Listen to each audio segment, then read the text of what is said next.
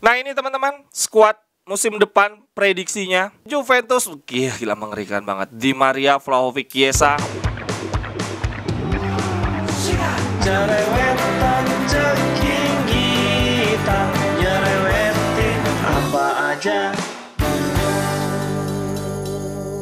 Teman-teman, saat ini kalian sedang menyaksikan Cerewetin Serie A. Apa kabar teman-teman semua? Semoga dalam keadaan sehat. Selamat berakhir pekan juga untuk kita semua. Hari ini gue mau update kabar klub-klub papan atas Serie A. Sudah sejauh mana nih persiapan menjelang musim 2022-2023? Kita mulai dulu dari Juventus. Merekrut 3 pemain di 3 lini berbeda dan 3-3-nya adalah nama-nama besar. Pogba di lini tengah jelas dia pernah juara dunia, akan menambah selain teknik tapi juga pengalaman. Di lini depan ada Di Maria yang pernah bermain untuk Real Madrid, pernah bermain untuk MU dan Paris Saint-Germain. Pengalamannya segudang, akan menjadi senior pembimbing yang sangat bagus bagi 2 pemain muda di lini depan Juventus, yaitu Vlahovic dan Chiesa. Ini luar biasa banget bagi Juventus. Dan di lini belakang tambahannya adalah pemain muda, Bremer, ada juga Gatti, sehingga kedalaman di lini pertahanan Juventus akan sangat luar biasa. Menurut gua dari bursa transfer, Juventus justru menjadi kandidat terkuat Scudetto saat ini. Dari Inter sendiri, klub favorit gue, perekrutan terbaik adalah Lukaku dan mempertahankan Skriniar. Tanpa mengurangi rasa hormat untuk Aslani yang selama pramusim bermain baik, ada Mkhitaryan juga yang bisa jadi pelapis Calhanoglu dan Brozovic, tapi bursa transfer Inter dikatakan baik kalau bisa mempertahankan Skriniar. Ini Skriniar masih gonjang-ganjing. Dan yang kedua adalah membawa balik Lukaku. Duo ini yang membuat Inter menjadi sangat kuat. Dari Roma, tentu saja tentang Dybala setelah lama tidak mempunyai pemain besar yang bisa dijadikan simbol, walaupun akhirnya tidak menggunakan nomor 10.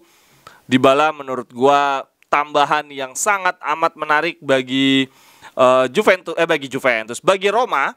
Kemudian dari AC Milan, Leicester-nya Serie A, kabar paling menarik adalah dari netizen-netizennya yang mengatakan Manchester City menjiplak baju mereka. Itu teman-teman kabar terbaru dari klub-klub papan atas Serie A. Ada juga dari Lazio yang konon katanya sedang mendekati Marcelo. Wah, ini luar biasa banget. Bahkan dari yang gue baca, Sarri akan menghubungi langsung Marcelo, mendapatkan kontrak 3 tahun dengan gaji 2,5 juta. Seharusnya Inter membutuhkan Marcelo sih untuk jadi backupnya Gosens, bisa dilihat dari pengalaman. Tapi dari segi stamina dan kemampuan defense memang Marcelo masih agak kurang sih. Mengerikan sebetulnya kalau main 3-5-2 pakai Marcelo. Kalau dilihat-lihat dari value pembelian musim ini, Juventus paling tinggi di angka 414,2 juta. Yang berikutnya justru Napoli. Gue gak ngerti kenapa purchase value-nya si Napoli bisa besar kayak gitu ya. Jadi pemain-pemain yang dibeli itu value-nya ternyata tinggi-tinggi. Sementara Inter hanya ada di peringkat 5. Berikutnya ada AS Roma di peringkat 3, mungkin karena pembelian Dybala. Tapi kalau dihitung total value dari keseluruhan pemain, baik pemain baru dan pemain lama, Inter paling tinggi. Total squadnya value-nya ada di 650 juta. Di bawahnya ada Juventus, kemudian Leicester-nya Serie A ada di peringkat 3, 495. Nah ini teman-teman, skuad musim depan prediksinya. Milan tidak akan ada banyak perubahan. Mungkin di lini depan Origi nggak tahu nih akan jadi pemain utama atau enggak. Tapi kalau dari prediksi ini masih Giroud. Kemudian dari sisi Napoli sudah kehilangan kehilangan Koulibaly. Gua jadi ngelihat nggak begitu kuat. Di Lazio sendiri masih ada nama Milenkovic-Savic, Marcos Antonio dan Luis Alberto untuk jadi trio gelandangnya. Gua pikir Milenkovic-Savic bakal dijual. Ada Romagnoli, tidak ada Acerbi di situ karena masih ada potensi dijual. Kemudian dari Juventus, gila mengerikan banget. Di Maria, Vlahovic, Chiesa. Di lini tengahnya ada Rabiot, Locatelli, Pogba. Ini masih ada kemungkinan Zakaria akan masuk di sana. Di backnya ada Bonucci dan Bremer, masih ada Gatti dan Rugani sebagai backupnya. Ngeri. Dari Roma ada beberapa formasi sebetulnya kalau menurut perkiraan media. Mourinho musim lalu banyak main di 3-4-1-2 atau 3-4-2-1. Itu artinya duet penyerangnya biasanya kan Zaniolo dan Abraham. Sekarang menjadi penopangnya adalah Dybala. Sebelumnya penopangnya banyak di Pellegrini. Tetapi Mourinho sekarang juga leluasa bermain dengan 4-2-3-1. Formasi kesukaan Mourinho yang juga turut membawa Inter dapat treble yaitu 4-2-3-1. Berarti ujung tombaknya akan ada Tammy Abraham. Zaniolo akan menjadi pemain kidal di sisi kanan. Dybala akan ada di belakangnya Tammy Abraham. Ini luar biasa banget. Formasi 4-2-3-1 menjadi lebih bagus karena kehadiran Matic. Tipikal pemain yang sangat disukai oleh Mourinho. Dia suka pemain gelandang yang fokus menjaga kedalaman, tidak terlalu sering maju ke depan, punya visi yang bagus, itu Matic. Tapi usianya gue nggak tahu apakah cukup bisa membawa Roma konsisten sepanjang musim karena pertandingannya sangat padat. Tapi mengingat Serie A banyak diisi pemain-pemain gaek yang berhasil, gua rasa Matic akan menjadi salah satu pemain bersinar di musim ini. Kalau dari Inter sendiri di sini ada nama Milenkovic, ditulis kapital, masih ada kemungkinan besar Milenkovic akan menjadi pengganti Ranocchia. Kalau sampai Skriniar bertahan, De Vrij bertahan dan Bastoni bertahan plus masuk Milenkovic, lini pertahanan Inter relatif aman karena akan ada 4 pemain yang memperebutkan 3 posisi. Kemudian datangnya Mkhitaryan dan Aslani membuat kelemahan Inter musim lalu dalam sektor kedalaman lini tengah akan terobati. Ini tim cadangannya teman-teman sangat amat menarik. Dari sisi Inter ada Onana di kiper. Kemudian pertahanannya sih buruk banget sih, Darmian, Danilo, D'Ambrosio, Di Marco.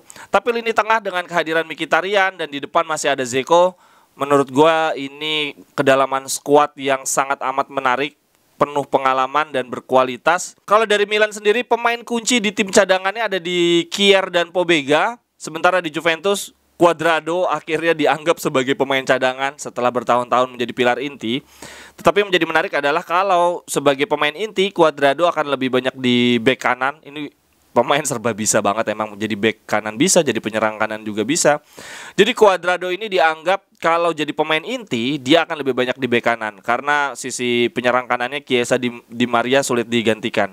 Tetapi kalau Juve menurunkan tim cadangan, Cuadrado akan ada di trio lini depan. Sementara untuk Napoli sendiri paling menyedihkan menurut gua, bursa transfernya tidak begitu ganas dan bahkan belum mendapatkan pengganti Koulibaly sampai dengan detik ini. Nah, ini untuk trio lini depan. Teman-teman silahkan pendapatnya. Siapa trio lini depan paling mengerikan di Serie A musim ini? Di Juventus ada Chiesa, Vlahovic, Di Maria. Di Leicesternya Serie A ada Leao, Giroud, dan De Ketelaere. Ini siapa gue belum tahu. Sementara di Inter kemungkinan kalau pakai trio Lukaku, Lautaro, Korea. Di Napoli ada Deulofeu, Osimhen sama Quartzes, nggak tahu itu gimana bacanya. Di Roma ada Tammy Abraham, Dybala dan Pellegrini. Widih, ngeri juga kenapa bukan Zaniolo ya? Apa Zaniolo masih ada kemungkinan keluar? Sementara di Lazio ada Anderson, Immobile, dan Pedro. Trio yang sangat menyulitkan Inter dari tahun ke tahun. Itu dulu teman-teman kabar terbaru dari Serie A. Menurut gua musim ini akan menjadi sangat menarik karena tidak ada pelatih baru di klub-klub papan atas. Semua sudah belajar. Sarri ini musim keduanya, Simone Inzaghi musim keduanya, begitu juga dengan Spalletti. Juventus transfernya luar biasa, dan apakah Leicesternya Serie A akan kembali mengulang kejayaannya, bisa mempertahankan gelar? Silakan teman-teman pendapatnya. Sampai ketemu di cerewetan berikutnya. Bye-bye, thank you. Cerewetan ceking kita nyerewetin apa aja.